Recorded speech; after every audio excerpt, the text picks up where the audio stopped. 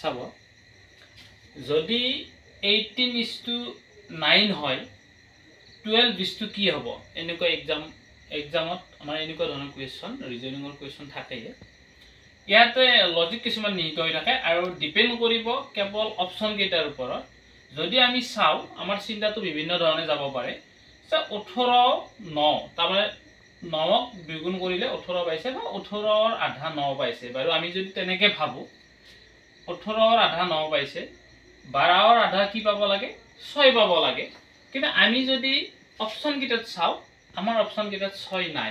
হেহে এই লজিকটোত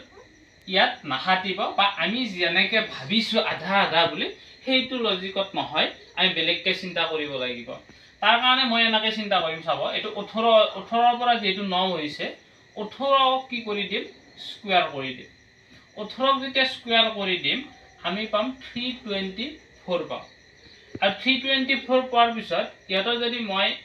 ডিজিট কেইটা অংক কেইটা যোগ কৰি দাও 3 2 5 5 4 9 পাম তাৰ মানে কি পালো আমি 9 পালো তাৰ মানে এইটুক স্কয়াৰ কৰিছো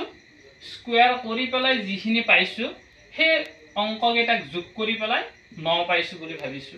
গতি একেদৰে চিন্তাটো আমি এইটুক কৰিম 12 আছে গতি 12ক আমি কি কৰি দিম স্কয়াৰ কৰি দিম 12 12 দুটা 12 যদি আমি পূৰণ কৰি দিও 12 পূৰণ 12 তাৰ মানে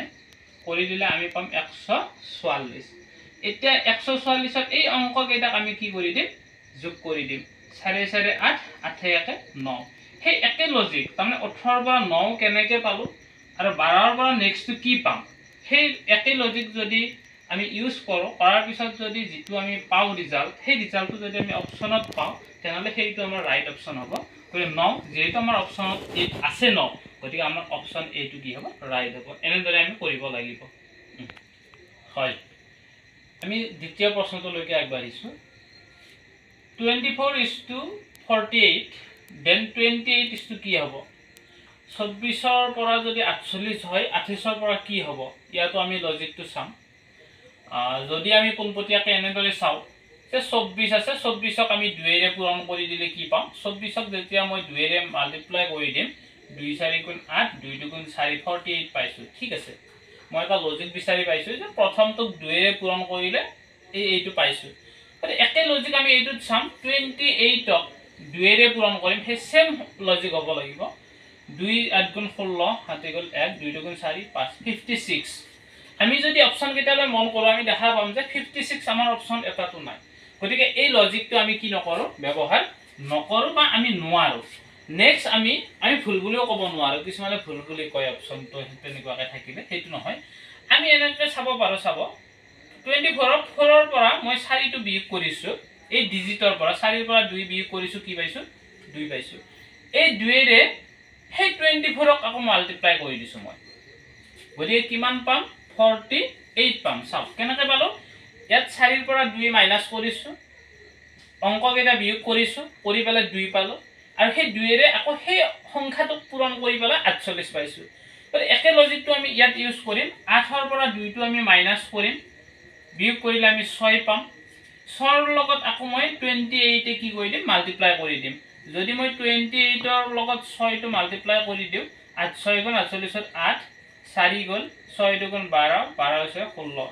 168 আমি অপচন কেইটালৈ মন কৰিলে দেখা পাম যে প্ৰথম অপচনটোতে 168 আছে তাৰ মানে আমাৰ এনসাৰটো কি হ'ব 168 হ'ব যেটো আমি লজিকটো আমাৰ ইয়াতে ম্যাচ কৰিছে গলে এনে দৰে আমি অংক কৰিব পাৰো নম্বৰ কোৱেশ্চনটো লৈকে আমি আগবাঢ়িছো 5:10 5ৰ পৰা যদি 10 হয় 4ৰ পৰা কি হ'ব গতিকে ইয়াতে আমি চিন্তাটো এনেকে কৰিব পাৰো যে 5ৰ লগত 2 পূৰণ কৰি পেলাই কি পাইছো 10 পাইছো 5 2 গুণ 10 গতিকে একেদৰে আমি 4ৰ লগত 2 পূৰণ কৰিম যে 4 2 গুণ 8 পাব লাগে গতিকে 8 যদি আমি চাও আমাৰ অপচন কেইটা এটাটো নাই গতিকে আমি সেই লজিকটো আমি সাইড কৰিম হেতু আমি ইউজ নকৰো আমি বেলেগকে চিন্তা কৰিম চাও হয়তো বেলেগ মই চিন্তা কৰাতকৈ বেলেগ ধৰণে চিন্তা কৰিলেও ওলাব পাৰে 5 আছে যদি মই 5ৰ পৰা 10 পাব লাগে তো মই 5ক স্কয়াৰ কৰি দিছো 5ক স্কয়াৰ মানে 5 দুটা 5 5 গুণ 25 হল যেটো 10 পাব লাগে মই ইয়াতক মাল্টিপ্লাই কৰি দিম মানে ডিজিট কেইটা অংক কেইটাক মই 5 স্কয়াৰ মানে 25 পালো 25ৰ ইহাতক মই পূৰণ কৰি দিলো 5 দুগুণ কি পালো 10 পালো যেটো আমি ইয়াত পাইছো একে লজিকটো আমি ইয়াত ইউজ কৰিম 4 আছে গতিকে 4ক মই স্কয়াৰ কৰিম 4 4 গুণ 16 হ'ল আৰু ইহাৰটোক মই কি কৰি দিম মাল্টিপ্লাই কৰি দিম ইয়াত যেহেতু মাল্টিপ্লাই কৰিছো ইয়াতো মাল্টিপ্লাই কৰিম 6 গুণ 6 গতিকে 6টো অপচন যদি আছে আমাৰ হ'ব আৰু আমি দেখা পাম যে আমাৰ অপচন আছে গতিকে আমাৰ কি হ'ব 6 হ'ব আমাৰ ৰাইট অপচন এনেদৰে আমি অপচন বিলাক সিলেক্ট কৰিব লাগিব হয় এই প্ৰশ্নটোৰ লাষ্ট কোৱেশ্চনটো লৈকে আমি আগবাঢ়িছো লাষ্ট কোৱেশ্চনটোত আছে 3 5 15 41 আৰু নেক্সটটো কি হ'ব আমি উলিয়াব লাগে আৰু অপচন কেইটা আছে আমাৰ 19 72 91 and 85 তাৰ কাৰণে আমি চাম যে ইয়াতে কেনেদৰে আগবাঢ়িছে 3 ৰ পিছত 5 হৈছে তাৰ মানে কিমান আগবাঢ়িছে +2 নেক্সট যদি চাও আমি 5 ৰ পৰা 15 হৈছে যে কিমান আগবাঢ়িছে 10 বেছিকৈ দিয়া গৈছে নেক্সট 15 ৰ পৰা 41 হওতে কিমান আগবাঢ়িব আমি যদি চাও +26 আগবাঢ়ি গৈছে গতে নেক্সটত কিমান আগবাঢ়িছে আমি যদি চিন্তা কৰো হেতু কিন্তু আমি উলিয়াব নোৱাৰো কিয় নোৱাৰো গতে কিটাতে বেলেগ বেলেগকে যায় আছে 2 ৰ পিছত 10 10 ৰ পিছত 26 নেক্সটটো কিমান হয় আমি কিন্তু নাজানো তাৰ কাৰণে আমি কি কৰিম আকৌ চাব পাৰো যে এই যে বাঢ়ি বাঢ়ি গৈ আছে 2 ৰ পিছত 10 হৈছিল 10 মানে বেছিকৈ দিয়া গৈছিল তাৰ মানে ইয়াতে কিমান প্লাস হৈছে 8 প্লাস হৈছে 10 ৰ পিছত 26 কিমান আগবাঢ়িছে 16 আগবাঢ়িছে ইয়াত কিন্তু এটা মানে হি এটা মেইনটেইন কৰি গৈছে যে 8 ৰ পিছত 16 16 ৰ পিছত নিশ্চয় কিমান আগবাঢ়িব 8 2 গুণ 16 8 3 গুণ 24 কি হ'ব প্লাস হ'ব গতিকে 24 হলে হে 24 আৰু এইটো যদি আমি চাও যে 24 আৰু 26 প্লাস কৰি যদি দিও আমি 24 26 তেনে হলে আমি পাম